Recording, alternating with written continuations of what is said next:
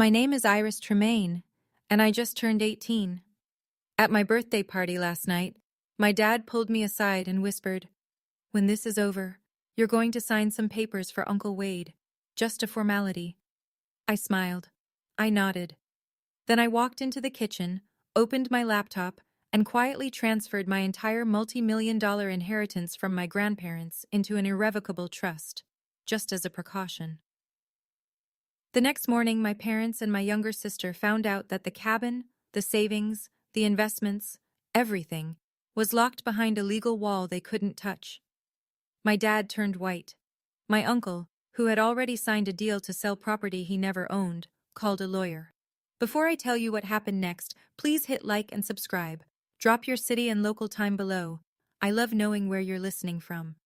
Now let me take you back 6 years, to a summer at Cedar Lake, when my grandfather said something I didn't understand until last night.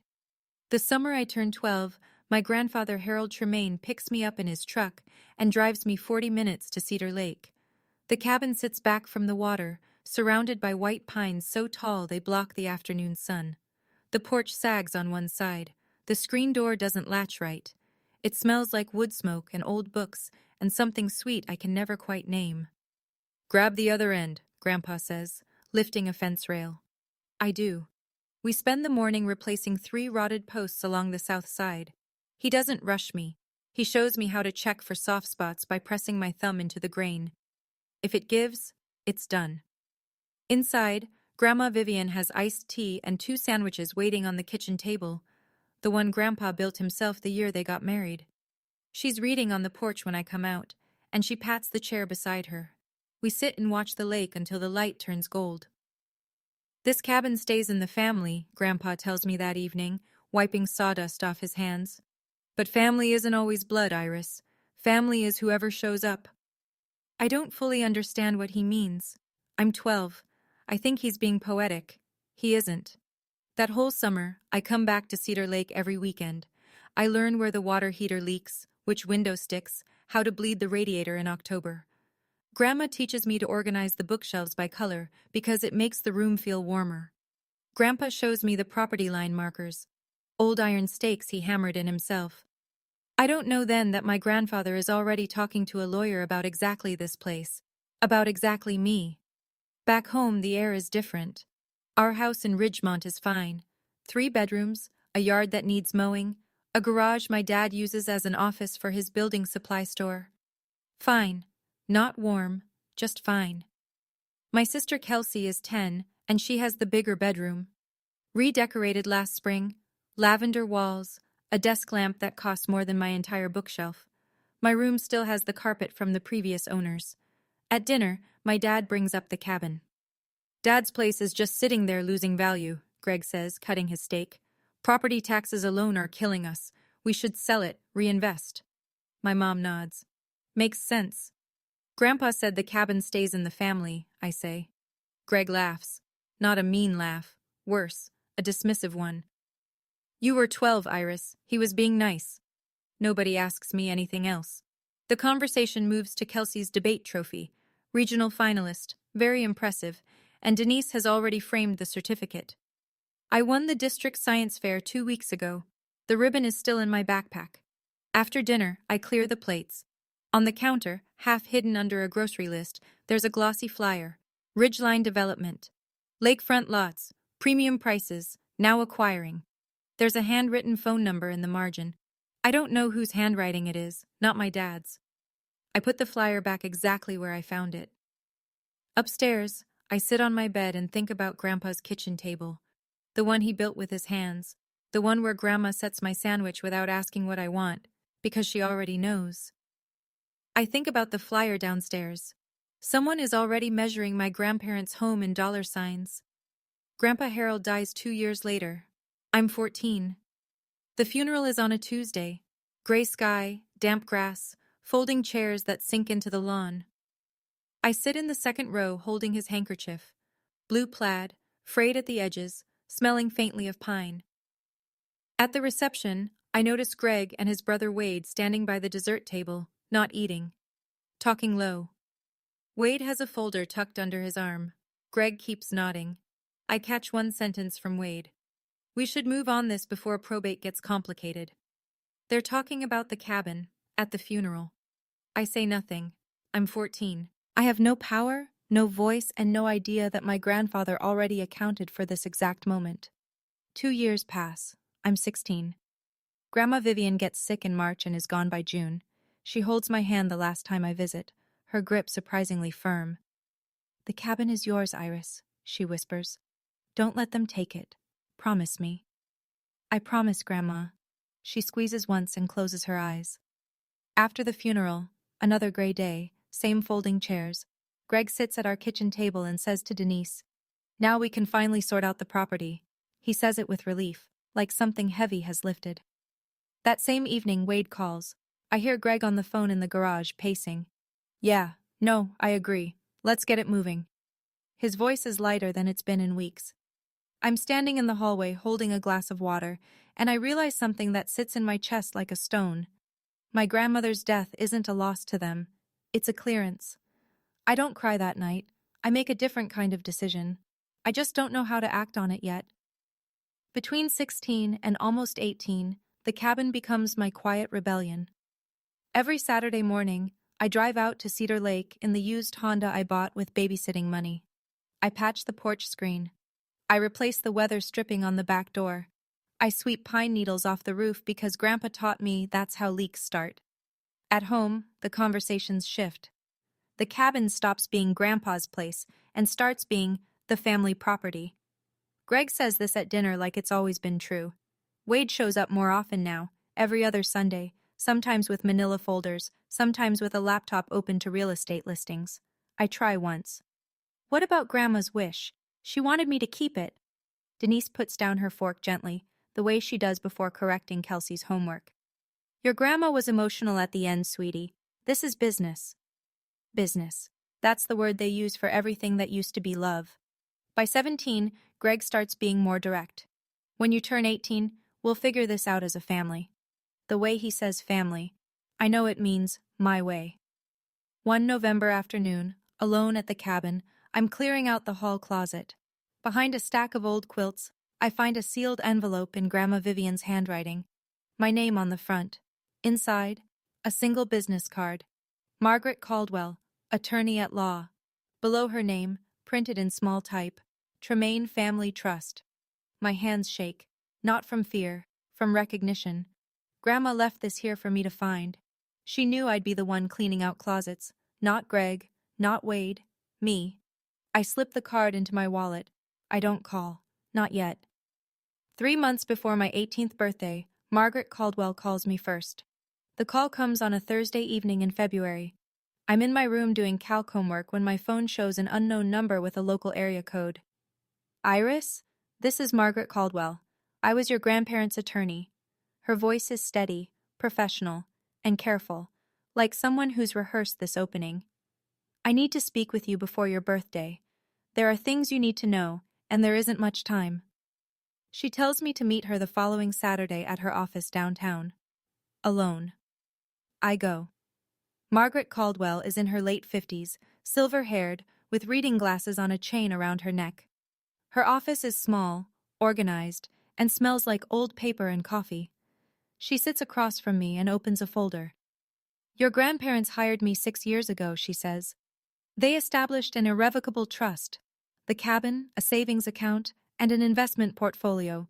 Total value approximately $2.1 million. All of it is held in the trust. You are the sole beneficiary." I feel the room tilt slightly. My grandparents left me everything? They transferred it into the trust while they were alive. Legally, it never entered their estate. It can't go through probate.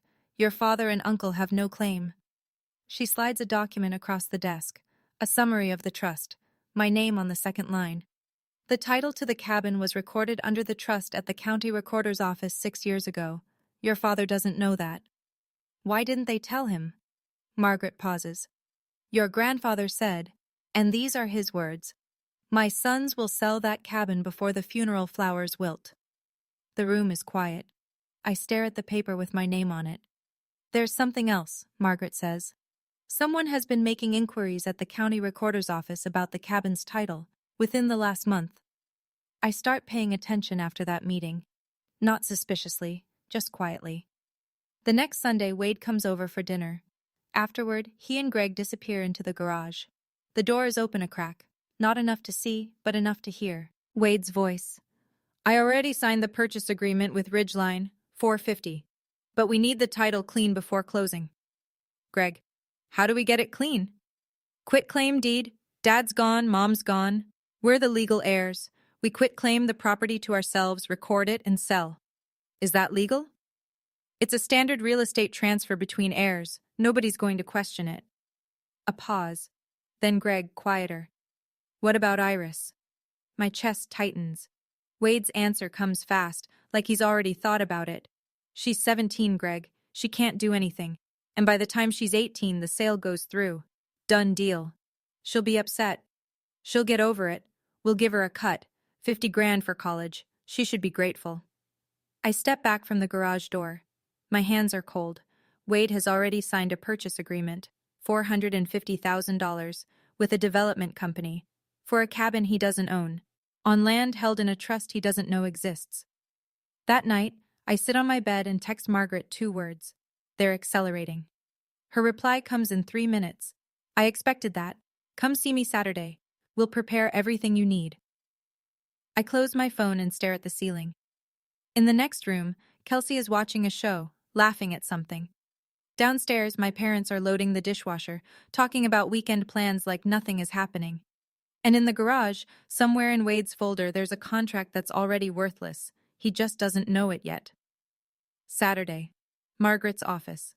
She lays out the timeline on a legal pad, drawing lines between dates like a battle plan. The cabin title is already under the trust. If Wade files a quitclaim deed, the county recorder should reject it because the chain of title won't match. The property hasn't been in your grandparents' personal name for 6 years. But, if he submits additional documentation, an affidavit of heirship, maybe a falsified death certificate, he could create what's called a cloud-on title. That won't give him ownership, but it could tie the property up in litigation for a year or more. So I have to act first. You have to act on time. She taps the calendar. The moment you turn 18, you're a legal adult. You can formally accept the role of successor beneficiary. Once you sign, I file a lis pendens, a public notice of legal interest, at the county recorder's office first thing the next morning. That freezes the title. Nobody can record anything against it. I nod. What do I need to do? Show up, sign one document, I'll handle the rest. I sit with that for a moment. Should I tell my parents? Margaret takes off her glasses. Your grandfather specifically asked me to protect you, Iris, not to negotiate with them. I drive home. Greg is in the kitchen, cheerful. Good news, kiddo. I'm throwing you a birthday party. Whole family. Saturday night. It's a big one. 18. He smiles. Denise smiles. Even Kelsey claps. I smile too. My dad is planning my birthday party. My uncle is planning to sell my grandmother's cabin. And I am sitting at the kitchen table smiling, because in 9 days I am going to let them think everything is going exactly according to their schedule. I'm going to be honest with you. Sitting in my room that night, knowing what was coming, was one of the hardest things I've ever done. Part of me wanted to walk downstairs and just say it. Dad, I know. But Margaret was right. If I tipped them off, they'd find another way around it. So I stayed quiet, and I waited. Here's what I want to ask you. Have you ever had to stay silent to protect yourself, even when every part of you wanted to speak up? Tell me in the comments. I read them, and if you haven't already, hit that subscribe button, because this story is about to turn. 5 days before my birthday, my mom sits down next to me on the couch. She's using her "let's talk like adults" voice, soft, practiced, slightly rehearsed. Now that you're almost 18, Denise says, there are some family decisions we should make together. Together. The word lands like a costume. The cabin costs money to maintain, she continues. Taxes, insurance, repairs. Your dad's business has been struggling, and if we sell, we could pay off the debt and set up a college fund. For you and Kelsey. Both of you. Grandma wanted me to keep it. Denise's expression shifts, a flash of impatience, quickly smoothed over. Your grandma was very sentimental at the end, Iris, but sentiment doesn't pay property taxes. Greg walks in right on cue. I wonder if they planned this. I've already talked to a buyer, he says. Good price, fair deal. Who's the buyer? He blinks. A development company. Wade knows them. What company? A longer pause. Ridgeline something. They're reputable. I don't push further. I'll think about it, I say. Greg pats my shoulder. That's my girl. He walks away satisfied, like he's just closed a negotiation. Later that night, Kelsey knocks on my door. She's in pajamas, hair still damp from the shower. Iris? Yeah? She sits on the edge of my bed, picking at a thread on the comforter. Mom and Dad keep talking about the cabin at night, after I'm supposed to be asleep. She looks at me sideways. They sound different, like they're planning something. Different how? Like they're excited, but also nervous. She pauses. Is something going on? I pull the blanket over her feet. Don't worry about it, Kels. She nods but doesn't look convinced. I said I'd think about it. That's not a yes. And they know it, which is why they'll keep pushing. 3 days before my birthday, Uncle Wade shows up unannounced. He catches me in the driveway as I'm coming back from the grocery store. Casual clothes, big smile, leaning against his car like he just happened to be in the neighborhood. Wade is a real estate agent. Nothing he does is accidental. Hey, kiddo, got a minute? Just want to talk. Uncle to niece. We sit on the front steps. He leans forward, elbows on his knees. Here's the thing, Iris. That lake lot? Just the land alone is worth $450. I can get us a deal with a buyer I trust. Fast close, clean paperwork. And what do I get? $50,000, cash, for college. I let the number hang in the air. 50 out of 450? Wade smiles like I've said something cute. You're 18, Iris. 50 grand is a lot of money for someone your age. Most kids would jump at that. Whose name is on the deed, Uncle Wade? The smile freezes. Just for a second. A flicker behind the eyes, a micro-adjustment, then it's back. Your grandparents. But they're gone now. Passes to your dad and me as next of kin. That's not how it works. I know it. He should know it. He sells houses for a living. But he's counting on me not knowing. I'll think about it, I say again. Wade stands, brushes off his jeans. Don't overthink this one, Iris. Opportunities like this don't wait. He drives away. Before he's even at the end of the street, he's on the phone. I can see his mouth moving through the driver's window. That night, I text Margaret again. They're accelerating. She replies, stay the course. 3 more days. 3 more days. I can do 3 more days. The night before my birthday, I drive to the cabin alone. The road is quiet. Cedar Lake sits flat and dark under a half moon, and the pines along the bank look like cutouts against the sky. I park in the gravel patch Grandpa leveled himself, walk up the porch steps, second one still creaks, and sit in the chair next to the one that used to be his. The air smells like rain and pine resin. I check my email. Margaret has sent the full document package, the acceptance of successor beneficiary form, the beneficiary designation confirmation, a 1-page summary of the trust terms. Everything formatted, flagged with sticky tabs, ready for a signature. My signature. At midnight. I read each document twice. Then I close my laptop and listen to the lake. Grandpa used to sit right here and say, patience isn't weakness, Iris, it's timing. I always thought he was talking about fishing. The tears come without warning. Not a collapse, not a breakdown, just a quiet overflow that I let happen. I cry because I wish this were different. I wish my dad had been the kind of man who would have taken me fishing at this lake instead of calculating its resale value. I wish my mom had asked me what I want instead of telling me what's practical. I wish I didn't have to sign a legal document at midnight to protect myself from the people who are supposed to protect me. But wishes don't hold up in court. Trust documents do. I wipe my face, lock the cabin door, drive home, lie down in bed, set my alarm for 11:45 p.m. In 6 hours, I turn 18. In 7, my family finds out that the cabin was never theirs to take. 11:50 p.m. My bedroom door is closed. The house is silent. Greg and Denise went to bed an hour ago, and Kelsey's light went off at 10. I open my laptop and connect to the video call. Margaret appears in her home office, reading glasses on, a stack of papers lit by a desk lamp. "Ready?" she asks. "Ready." When the clock hits midnight, you are a legal adult in every sense that matters. I'll walk you through the signing. She goes through it one more time, clear and precise. I sign the acceptance of successor beneficiary form, a single-page document that confirms I'm formally receiving the trust my grandparents created. From that second forward, every decision about the trust's assets runs through me and Margaret as co-decision makers. "Now," she says, "first thing tomorrow morning, 8 a.m., I'll go to the county recorder's office and file a lease pendens. That's a public notice that says there's a legal interest pending on the property. Once it's recorded, no one can sell, transfer, or encumber the title while it's active." What if they've already filed something? Then whatever they filed will be flagged. The chain of title will show the trust, recorded 6 years ago, not your father. Any conflicting document gets kicked back. I look at the signed paper in my hand. My name in ink, my grandparents' names in print above mine. Margaret's voice softens, just slightly. "This isn't a trick, Iris. This is your grandfather's last gift. You just had to be old enough to accept it." The clock on my laptop reads 12:03 a.m.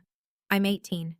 I'm the legal beneficiary of the Tremaine Family Irrevocable Trust. And downstairs in the garage, my uncle's quitclaim deed is already a dead document. He'll find that out in about 9 hours. Across town, in the kitchen of a rented duplex, Wade Tremaine is printing documents. I don't know this at the time. I piece it together later, from what the county clerk told Margaret and what Greg eventually admitted during one of our harder conversations. But here's what happened that same night, while I was signing my acceptance form upstairs. Wade printed a quitclaim deed, a one-page form that transfers property rights from one party to another without any warranty of ownership, legitimate when used correctly, criminal when the person signing it has no rights to transfer. He called Greg at 11:30 p.m. "Everything's ready. We file at 9. The recorder's office opens at 8, but I want to make sure Iris is distracted with birthday stuff first." Greg: "You sure about this?" Wade: "They're dead, Greg. We're next of kin. It's simple." It wasn't simple. It was forgery dressed up in standard real estate language. Wade also had a second document open on his laptop, a purchase agreement with Ridgeline Development, LLC. Purchase price, $450,000. Closing date, 30 days after the quitclaim deed was recorded. If Wade couldn't deliver a clean title within that window, he'd owe Ridgeline a $45,000 penalty, plus damages. He'd signed that agreement 2 months earlier, before my grandparents' title had even been fully searched, before he'd verified that the property was in the estate at all. He assumed it was. He assumed nobody had planned otherwise. Wade had bet nearly $500,000 on a piece of paper that didn't belong to him. He just didn't know it yet. And in 9 hours, when he walked into the county recorder's office with his quitclaim deed and his confident handshake, he was going to find out that the entire chain of title told a different story. My birthday party starts at 4 in the afternoon. The living room is full, maybe 20 people. Neighbors, a few of my parents' friends from church, 2 of Greg's old business contacts, Kelsey's best friend's family. Nora Beckett from next door to the cabin is here too, sitting near the window with a glass of lemonade and sharp, watchful eyes. There are balloons, a banner that says Happy 18th in silver letters, a sheet cake from the bakery on Main Street. I smile. I thank everyone. I open small gifts, a journal, a gift card, a picture frame. In my jacket pocket, folded into a neat square, is the signed acceptance form from last night. I don't touch it. I don't need to. It's already done. Greg stands up near the cake table and taps his glass. The room quiets. "I just want to say, Iris is officially an adult today. Denise and I are so proud of her." He pauses, looking around the room. "And as a family, we have some exciting plans for the future." He looks at me and smiles. "Right, Iris?" Every face in the room turns toward me. "Thanks, Dad," I say. Nothing more. Greg waits a beat, then laughs it off and raises his glass. The room follows. Conversation resumes. From the corner of my eye, I see Wade by the front door, checking his phone, typing something fast with both thumbs. Nora catches my arm as I pass by the window. She leans in close, smelling like lavender hand cream. "Your grandmother would want you to know something," she says quietly. "I saw your uncle at the cabin last week, with 2 men in suits.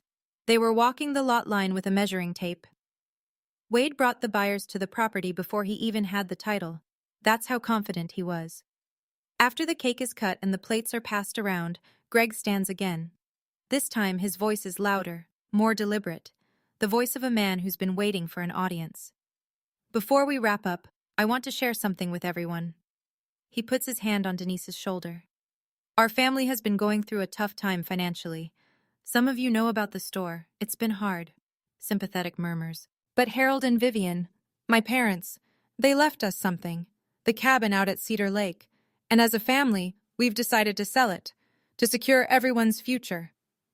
We've decided." I feel the words land on my skin like cold water. He's announcing it, in front of 20 people, like it's settled. He looks right at me. Iris understands. She knows this is what's best for all of us. Right, sweetheart? The room waits. Every eye finds me. Neighbors who've known me since I was small, Nora with her lemonade, Kelsey half hidden behind the couch. Denise adds, smiling, "It's what responsible families do. We sacrifice for each other."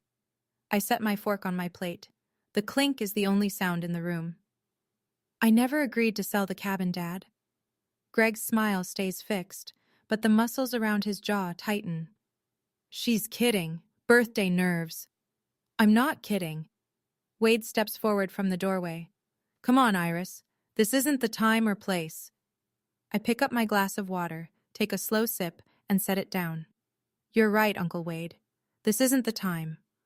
I hold his gaze. "The time is 8 a.m. tomorrow morning." Silence. Wade's phone buzzes in his pocket. He doesn't check it. No one in the room moves. The guests start leaving after that.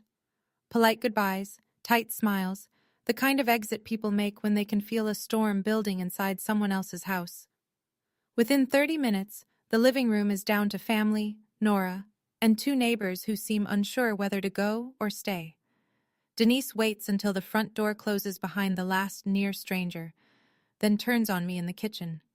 Her voice is controlled but pitched, just loud enough to carry. "Do you have any idea what your father is going through?" She steps closer. "He might lose this house, Iris. Our house. The one you sleep in every night. And you're holding on to a cabin you visit on weekends?" "I visit every weekend, Mom." "That's not the point." She presses her palms flat on the counter. "We are a family. Families make decisions together.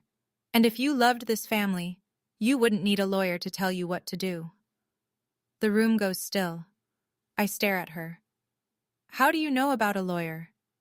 Denise doesn't flinch. "Wade found the business card in your bag last week.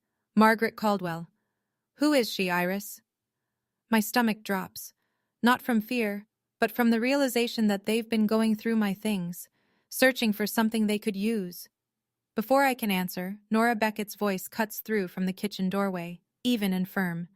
"That girl has every right to talk to a lawyer, Denise. Vivian would have wanted that."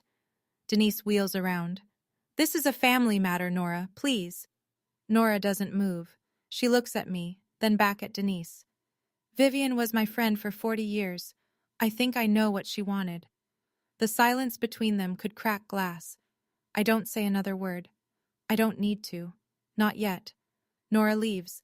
The neighbors slip out behind her with quiet goodbyes. Now it's just the 5 of us. Greg, Denise, Wade, Kelsey, and me. Greg closes the kitchen door. The fluorescent light buzzes overhead. He pulls out a chair, sits down, and folds his hands on the table like a man about to deliver terms. "Here's what's going to happen, Iris." His voice is low, deliberate. "Tomorrow morning, Wade and I go to the county office. We file the paperwork. The cabin sells. You get your share, a fair share, and we move on as a family." "What's my share?" 50,000. "Out of how much?" Greg doesn't answer. Wade, leaning against the doorframe, fills the gap. "Don't make this harder than it needs to be." I look at my dad. "And if I say no?" Greg's jaw sets. "If you fight this, you're on your own. No more help with college. No more living under this roof. The kitchen is very quiet. The faucet drips once. You're threatening to kick me out on my 18th birthday? I'm asking you to be part of this family. I push back from the table, stand up. My voice is steady, even though my hands aren't. I am part of this family, Dad. I'm the part that keeps promises. I walk past Wade, past Kelsey, who's sitting on the stairs with her knees pulled to her chest, and I go upstairs. I close my door. I sit on the bed and breathe. Greg thinks his deadline is 9 a.m. at the county recorder's office. He doesn't know that Margaret's deadline is 8. I sat on my bed that night holding the acceptance form I'd already signed at midnight. My dad had just threatened to remove me from my own family if I didn't hand over a cabin that was legally mine. My mom said I didn't love them. My uncle was planning to file a forged deed first thing in the morning. And all I could think was, my grandmother was right. She knew exactly who they would become when the money was on the table. And she planned for it, years before it happened. If someone you loved ever prepared something to protect you, even after they were gone, I want to hear about it. Tell me in the comments. Now let me tell you what happened at 8 a.m. 8 a.m. The county recorder's office opens. The fluorescent lights flicker on. A clerk in a blue cardigan unlocks the front counter.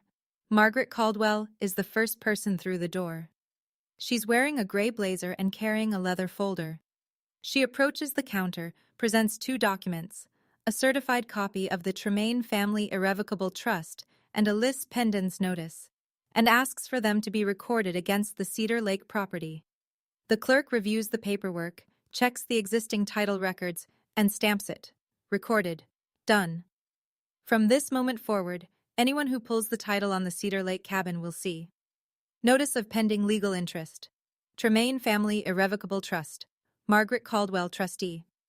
Iris Tremaine, beneficiary. At 8:14 a.m., Margaret calls me. It's done. The lis pendens is recorded. The property is flagged. Whatever they bring in will be rejected on chain of title grounds. I'm sitting at the kitchen table eating cereal. Greg is upstairs getting dressed. Denise is making coffee. Normal morning sounds. Water running, a closet door, the clink of a belt buckle. At 8:30, Greg and Wade come downstairs together. Greg is wearing a button-down shirt, his business shirt, the one he wore to bank meetings before the store went under. Wade has a folder tucked under his arm, same folder as always. We'll be back by lunch, Greg says, grabbing his keys. I look up from my bowl. Good luck, I say. Greg pauses in the doorway, looks at me. Something in my voice, maybe. Or something in my face. Then he turns and walks out. I rinse my cereal bowl. I dry it. I set it in the cabinet. And I wait. I'll never know exactly what their faces looked like, but I know what happened, because Margaret was still at the recorder's office when they walked in. She stayed on purpose. 9:05 a.m. Wade approaches the counter. He slides the quitclaim deed across with a confident nod. Greg stands behind him, hands in his pockets, looking around the room like they'll be in and out in 10 minutes. The clerk takes the document, types the parcel number into the system, reads the screen, types again, then she stops. I can't record this document, sir. Wade leans forward. Excuse me? The property title is held under the Tremaine Family Irrevocable Trust. It was recorded in 2020. There's also a lis pendens filed this morning. That's impossible, Wade says. My parents owned that property. Sir, the deed was transferred to the trust 6 years ago. The chain of title is clear. This quitclaim doesn't match the current ownership record. Greg steps up beside Wade. There's no trust. Our parents never mentioned a trust. The clerk glances between them. I'd recommend you speak with the trustee listed on the filing, a Margaret Caldwell. Wade's hand goes flat on the counter. His face drains. Margaret's name, the name on the business card they found in my bag, is now on a public record they can't erase. Greg turns to Wade, slowly. You said this was simple. I didn't know about any trust. You're a real estate agent, Wade. How did you not check the title first? Wade opens his mouth, closes it, opens it again. The clerk says evenly, Gentlemen, I'll need you to step outside if there's a disagreement. Margaret, seated in the waiting area near the door, watches them leave. She doesn't say a word. She doesn't need to. The call comes at 9:22 a.m. I'm sitting on the porch, watching the neighbor's sprinkler arc back and forth across the lawn. What did you do? Greg's voice is tight, shaking. I can hear traffic behind him. He's in the parking lot. I accepted what Grandpa and Grandma left me. That's all. You went behind our backs, with some lawyer we've never heard of. Margaret Caldwell has been the trust attorney for 6 years, Dad. You just never asked. A beat of silence. Heavy breathing. This is my parents' property, Iris. I'm their son. And they chose to leave it to me. I keep my voice even. Not because they didn't love you, but because they didn't trust you with it. The silence that follows is the longest of my life. I count the sprinkler rotations, 3 full arcs, before he speaks again. We'll fight this. You can try. But the trust is irrevocable. That means even I can't dissolve it. There's nothing for anyone to undo. You don't know what you're talking about. I do, Dad. I've had 3 months to learn. He hangs up. No goodbye. Just a click and dead air. I set the phone on the porch railing. My hands are shaking, not from anger, not from fear, from the weight of saying those words to my own father, from knowing that the man who taught me to ride a bike when I was 6 is the same man who just tried to sell my grandmother's home out from under me. I sit there until the shaking stops. It takes a while. Then my phone buzzes again. An unfamiliar number. A man's voice, brisk and corporate. Ms. Tremaine, this is Carter Briggs from Ridgeline Development. We need to talk. Carter Briggs speaks the way developers do. Fast, factual, and already calculating his next move before the current sentence ends. We have a purchase agreement with Wade Tremaine for the Cedar Lake property. He guaranteed clean title. We've just been informed there's a lease pendens on the parcel. That's correct. Can you explain the situation? Mr. Briggs, my uncle does not own that property. He never did. The cabin and the land have been held in an irrevocable trust since 2020. I'm the sole beneficiary. A pause, the sound of papers shifting on the other end. He represented himself as the heir. I understand, but representation doesn't create ownership. I'd recommend you discuss this with him, and possibly with your own attorney. Another pause, longer this time. Ms. Tremaine, is there any possibility of a sale? We'd be prepared to make a competitive offer directly to the trust. The property is not for sale. Understood. His voice hardened slightly. Then we'll be pursuing our remedies against Mr. Tremaine. I give him Margaret's number. Within the hour, she confirms to Ridgeline's legal team what I already told Carter. The trust is valid, Wade had no authority, and the purchase agreement was executed based on a misrepresentation of ownership. Ridgeline's response is immediate. They're pursuing Wade for breach of contract, the $45,000 penalty clause, plus damages. That afternoon, Margaret calls with one more piece of information. Her voice is careful but direct. Iris, the quitclaim deed Wade tried to file, it included a notary stamp. I had the recorder's office pull a copy before they rejected it. The stamp doesn't match any registered notary in the county. It appears to be forged. I close my eyes. That's a felony, isn't it? In this state? Yes. My uncle didn't just try to steal my cabin. He committed a crime to do it. Greg comes home at 2 in the afternoon. He moves through the front door like a man carrying something invisible and very heavy. Denise is already in the kitchen, arms crossed, face blotched from what I'm guessing was an hour of angry crying. I'm at the dining table. I don't get up. Greg sits down across from me. He stares at the table for a long time. I'm going to lose this house, Iris. His voice is flat, emptied out. The bank is on me for $180,000. The store is gone. That cabin was supposed to be our way out. I know you're struggling, Dad.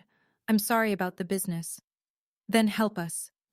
The cabin was never your way out. It was Grandpa and Grandma's gift to me. A gift? He almost laughs. For what? You're 18. What does an 18-year-old need with a lakefront cabin? It's not about what I need. It's about what they wanted. Denise steps in from the kitchen doorway. They were old, Iris. They weren't thinking clearly at the end. They were thinking clearly enough to hire a lawyer 6 years before they died. Greg slams his palm on the table. I'll contest the trust. A voice comes through my phone. I'd called Margaret before Greg walked in and left the line open on speaker, not to trap him, to save time. Mr. Tremaine, Margaret's voice is steady, professional. Contesting an irrevocable trust that was established 6 years before the grantor's deaths, with full legal capacity documented and witnessed, will cost you more in legal fees than the property is worth. I'd strongly advise against it. The kitchen is silent. The faucet drips. Greg looks at me. Really looks. And for the first time, I see something I've never seen in my father's eyes before.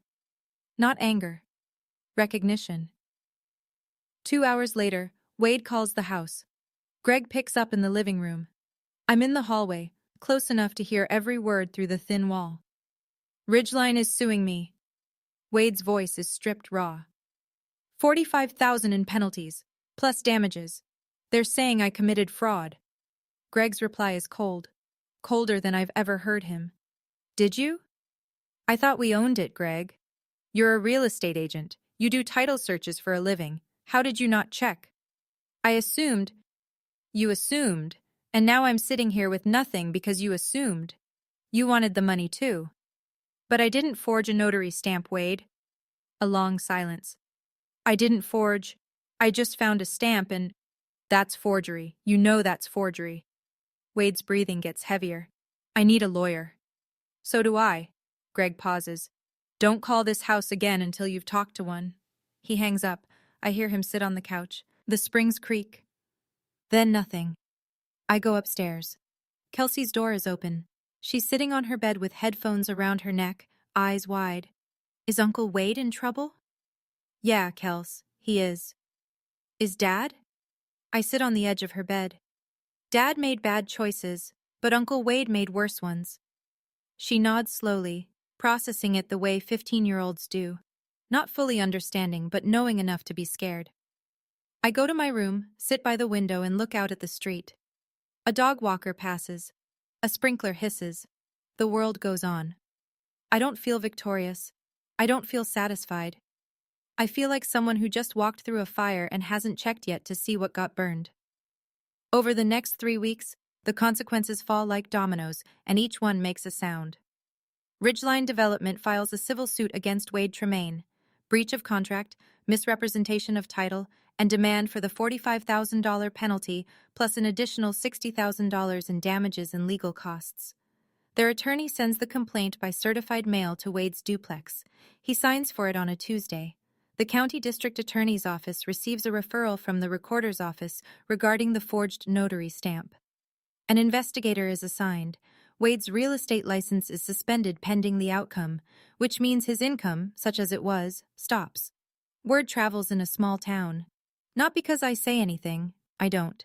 But court filings are public record, and Ridgeline's lawsuit names the Cedar Lake property by parcel number. The neighbors at the lake read the local paper. They talk. By the second week, the story has made its way through the Rotary Club, the church parking lot, and the checkout line at Hanson's Market. Wade calls me once. I answer. Iris, please, can you ask your lawyer to drop the lis pendens? If the title is cleared, I might be able to negotiate something with Ridgeline, reduce the penalty. The lis pendens protects my property, Uncle Wade. It stays. Your grandparents would be ashamed of you. I let the sentence sit for a moment.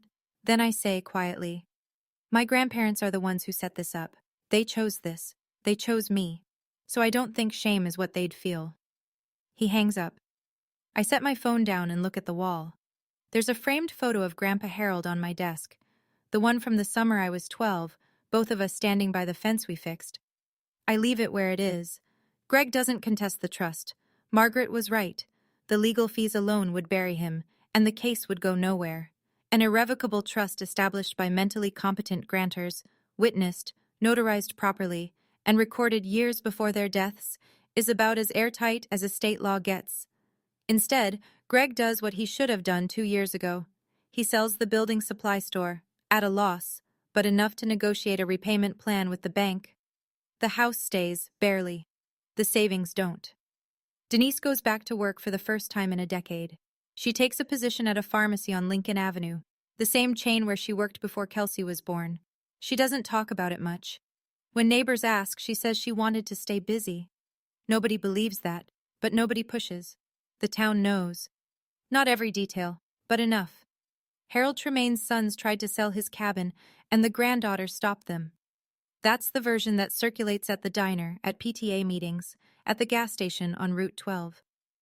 Some people think I was brave. Some people think I was cold. I don't correct either group. Greg and I don't speak for 2 weeks after that morning. The house is quiet in a way that feels permanent, like the silence has weight. Nora Beckett brings me pie one afternoon. Apple, still warm. Your parents made their choices, she says, setting the tin on my desk. But they're still your parents. Don't carry their shame. That's theirs. I nod. Then Kelsey calls one evening. She's at a friend's house, voice small. Iris? Yeah? I don't understand everything that happened, but I'm sorry they put you through this. My throat tightens. Thanks, Kels. Are you okay? I'm getting there. I drive to the cabin on a Saturday morning in late April. The dogwoods along the lake road are blooming, white and pale pink against the dark water. I unlock the front door with the same key Grandpa gave me when I was 14. In case you ever need to get in when we're not here, he said. I didn't know then that he meant permanently. The cabin smells the same. Pine and old books, and that sweet, faint something I've never been able to name. I think now it might be the wood itself. Decades of sun and rain soaked into the walls. I walk through every room. The kitchen table Grandpa built. Still solid, still level. Grandma's bookshelves, organized by color. The bedroom where she read to me when I was small. The porch where Grandpa and I watched the lake turn gold. In the desk drawer by the window, I find an envelope. My name on the front, in Grandpa Harold's handwriting. Margaret told me it would be there. She'd been saving it for after the trust was settled. I open it carefully. It's a letter. 1 page, written in blue ink, his handwriting getting looser toward the bottom the way it always did when he was tired. He tells me he knows his sons will try to sell the cabin. He doesn't blame them. Greg is his boy, and he loves him. But Greg never understood the difference between something that has value and something that's valuable. He says he chose me not because I'm perfect, but because I'm the one who asked whether the roof needed patching before I ever asked what the place was worth. The last line says, "Take care of it. It took care of you first." I fold the letter. I sit on the porch. I breathe. Margaret calls me the following week. Good news!